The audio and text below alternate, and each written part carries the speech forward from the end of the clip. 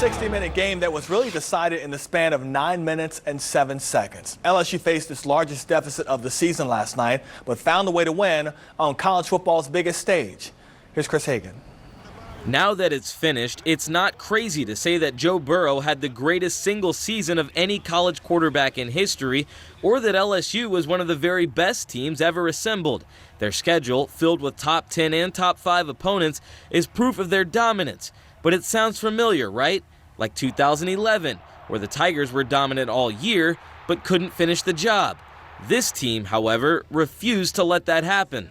What we did tonight can't be taken away from us. I don't know about the whole hero thing, but I know this national championship will be remembered for a long time in Louisiana. To do it in New Orleans is even more special. But that said, it was by no means an easy night for the Tigers. Clemson had them baffled a little bit offensively to start this game, but as we've seen with LSU most of this season, even when they've had the slow starts, the second quarter is where they perform best. 16 points per game coming into the national championship, 21 when the lights were brightest, led by Joe Burrow, lighting it up on the big stage. I honestly couldn't figure out where they were blitzing from all night.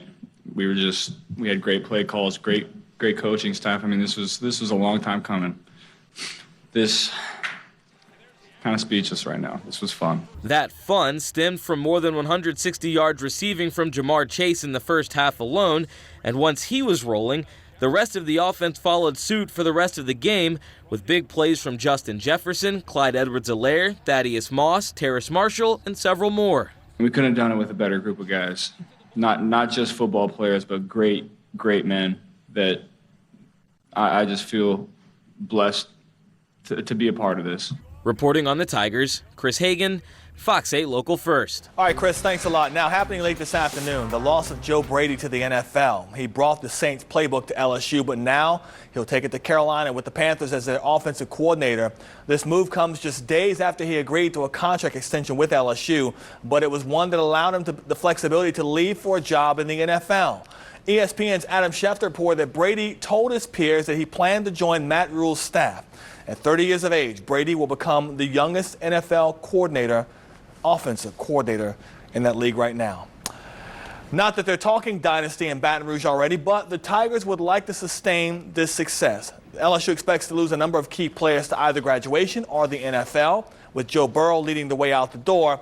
What they will have back will be plenty, led by receiver Jamar Chase and many others. And the Tigers have a top 5 recruiting class right now coming in. So the work to keep the program moving forward has already begun.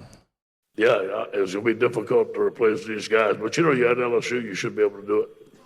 And obviously the quarterback position is going to be the key position. We have Miles Brennan. We signed 2 fantastic young quarterbacks on our roster. The development of those guys is going to be key in where we're going. It's part about being at LSU. We tell our guys in recruiting, I know most of y'all are going to be 3 and out, so it's something that we have to accept, but this is going to be a tough group to replace. He's right about that. Got some good players coming in, though. Also happening last night, a bit of the unexpected. The Pelicans went on the road, won a game with 4 of its 5 starters out with an injury. The Pels were missing J.J. Redick, Brandon Ingram, Drew Holiday, and Derek Favors, and yet found a way against the Pistons.